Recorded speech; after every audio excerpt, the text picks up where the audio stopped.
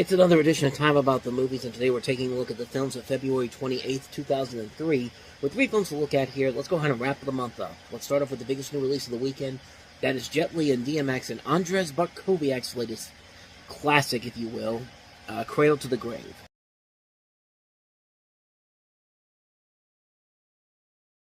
And in that trailer right there, you pretty much saw the 2 most notable things about that movie. One, the song X Gonna Give It To You, and Gabrielle Union doing a striptease, a pretty hot striptease, but even then, she doesn't get naked, so just like the rest of this movie, it's entirely pointless, and there's no reason to watch it. But that's what you get when you get a movie by Andrzej Bartkowiak, and great cinematographer, not a great director, and this film is definitely another one of those movies that's really not all that good. When his daughter is kidnapped and held in exchange for priceless diamonds, the leader of a crew of highly skilled urban thieves led by DMX forges an unlikely alliance with a Taiwanese internet intelligence official played by Jet Li to rescue them. The race against the clock to find the precious stones unravels a plot to distribute a deadly new weapon of war. And you really do not give a crap about any of these people in this movie. It's a generic, lackluster thriller that's trying to be something like on the level of something like a Heat or something like that. But even then, Heat had more to it than this movie does, by a long comparison. And yeah, Tom Arnold plays a serious role in here. I think that's all you really need to know about this movie, to know that, yeah, this is probably not the movie for you. It's got a great cast overall. Jet Li, DMX, Gabrielle Union, Mark Dacascos, Kelly Hu, Anthony Anderson, Chi McBride is also in here. But as soon as you see Tom Arnold in there, you know it's box office poison from the get-go, because, yeah, that's the death ringer right there. And yeah, I've got nothing else to say about this movie, because it's a pretty lackluster film, and you know where it's going to end up. You know what's going to happen. You know what the plot twists are going to be. You know who's working for what side. And there's nothing of value to it whatsoever. And the best things about it, you could easily find online if you want to really listen to it, watch those parts. But even then, it's not really worth it in the long run to even give the movie that type of credit overall. So why even watching the film? Like, what's the point? I mean, does DMX have a loyal fan base that's really going to want to watch this? Does Jet Li have a loyal fan base that wants to watch him in this, rather than actually put him something in where they can actually use their talents to it? There's a whole lot better films with these two that they've been in, and this is just not one of those films. So, yeah, I've got nothing else to say about this one. It's released in late February for a reason. It's a forgettable film. It's not worth it in the long run, but People of America made it a hit. It made double its budget, so success on their part. Good old Warner Brothers. But I don't even know what the point of that whole what that last sentence was. But anyway, let's go ahead and move on to hopefully a better movie here. Let's talk about Pool Hall Junkies.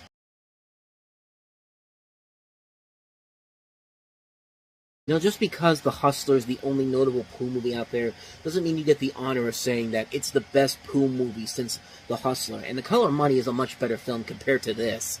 I mean, I know that came from Harry Knowles, who made it Cool News, but it just goes to show you that guy was, as much as he was loved by most people, he did not put a lot of good reviews out there. I mean, remember, this is the same guy that gave Godzilla a positive review because the studio seduced him into giving him a review by taking him out on this big promotional push, and that's what happened with that film. But I digress. Pool Hall Junkies, it's kind of a story that's very similar to The Hustler when you really look at it.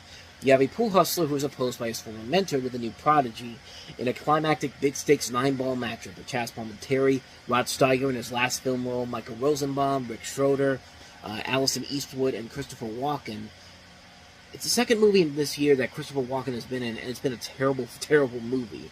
I mean, not quite as bad as Kangaroo Jack, which you don't really need to do a whole lot much to be on that level, but this is not that fun of a film. This is directed by Mars Callahan, who co-stars in the film, co-writes the film, and the last thing he was actually in was That Thing You Do. That was one of his more notable films that he was involved in. But this is just, it's not worth it, man. It's a film that is literally trying to be The Hustler for the new generation, and there's a reason why there's not that many pool movies out there besides The Hustler, which is a classic film on its own merits. Like, there's no reason to make a film like this unless you're going to do something different.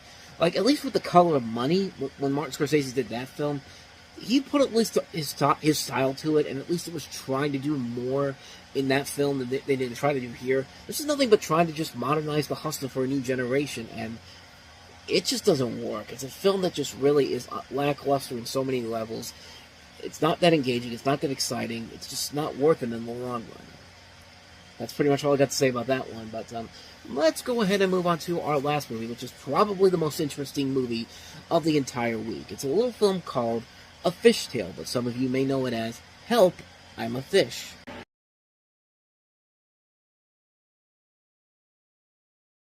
So this is a very, very weird film. The story of this is that you have a teenager who has his fishing plans abruptly canceled, so he finds himself stuck with his little sister and his precocious cousin at Anna's house. As one thing leads to another, the situation will take an unexpected turn when the kids chance upon the boathouse of the eccentric scientist, Professor McCrill, and Stella accidentally drinks a yellowish potion. Now as the children end up stranded in the deep blue sea, they only have 48 hours to find the antidote. Will the young adventurers remain fish forever? See, this plot synopsis doesn't even tell you that beforehand, that this potion turns you into a fish. Like, whoever wrote this storyline on IMDb, like, I go to IMDb for most of my synopsises so I can read that off, so I can at least get a sense of what the movie is about. But sometimes these plot synopsises really need to be proofread. Like, they need to be better written than what this is. It's just like, it doesn't even tell you what actually happens to the kids. But yeah, they drank this potion and they turn into fish. And there's also an antidote where if you drank that potion, it turns a fish into a human. And this was originally released in Denmark in the year 2000. And then it made releases in the United Kingdom.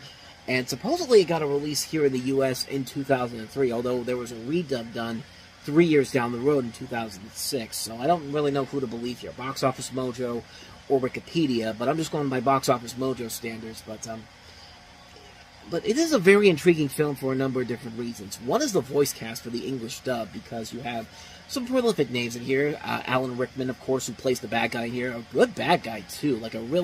It's a very different Alan Rickman performance in terms of what we're used to hearing from him. You also got Terry Jones, John Payne, and a young man by the name of Aaron Paul, who plays the role of Chuck in the movie. What would you call him? The obese kid, pretty much. And yeah, that's a young Aaron Paul before he eventually went on to become famous with Breaking Bad. It's funny because he actually was cast in the role in 1998, so this is a really, really young Aaron Paul. This was around the time when he was also on The Price is Right, too. Like, he made it all the way to the bonus round. I think he actually won the Showcase Showdown, too, if I'm not mistaken. It's been a while since I've seen that episode, but you can find that one online. But from an animation perspective, this is some really good-looking animation overall, but it's the story that's just really all over the place. Like, it feels like a little bit of a mix between, The Incredible Mr. Limpid, which they've been trying to remake that movie for a number of years, and you know what? Every time they try to make a new version of it, every time the test animation comes out, it just looks horrible. Like, there's one where Jim Carrey has the face of the character from that movie that Don Knotts played, and it's just, the CG perfection there will very rarely, I don't think we'll ever see a remake of that movie, which we shouldn't. I mean, that's a film that worked for the time period. You had the animation of Chuck Jones, and that's something that you should just stay away from to try to do that for a new generation, unless you have the best visual effects animation that you can find.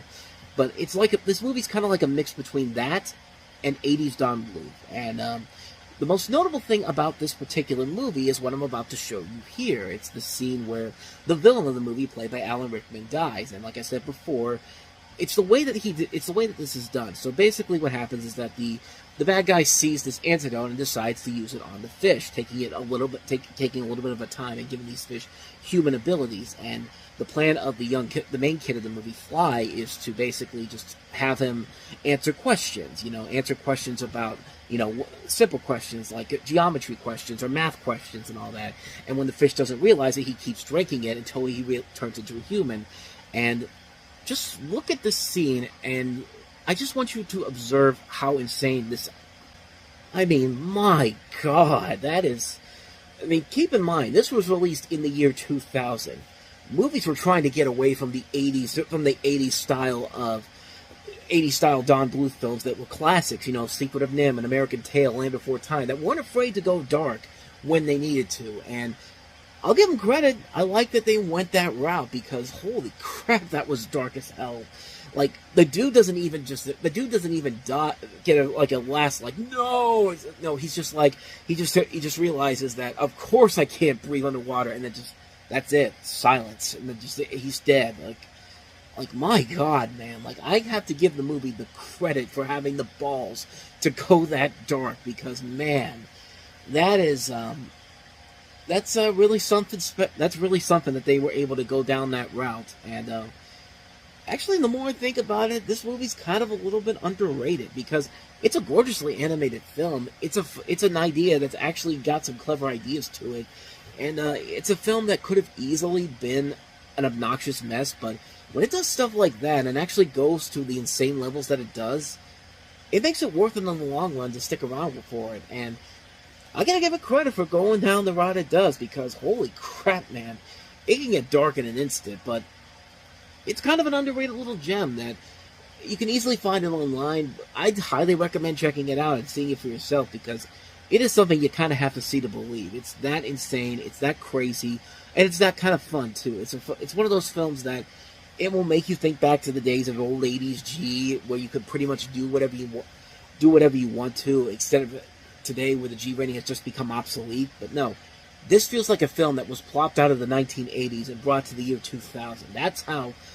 intense some of this movie gets at times. And it's just like it's a surprisingly fun little film, man. I gotta give it a lot of credit for going down that dark route when it needs to, man. But that is Help I'm a Fish, aka A Fish Tale. And so with that said, we wrap up another edition of Time About the Movies. And if you thought that last movie was weird, next week's movies includes a weird film that probably should not work, but it was one of the big hits of the early part of the year. Steve Martin and Queen Latifah in the comedy Bringing Down the House. We also have Bruce Willis in the war drama Tears of the Sun, and also Laurel Canyon. So 3 films we'll take a look at next time around. But until then, thank you so much for watching. And if you want to see more videos like this, please hit the plays on the next page. Check out the previous episode. And don't forget to hit the like and subscribe button if you want to see more videos like this on this channel. So with that said, I'm off. I will see you guys next time. And until then, as always, take care.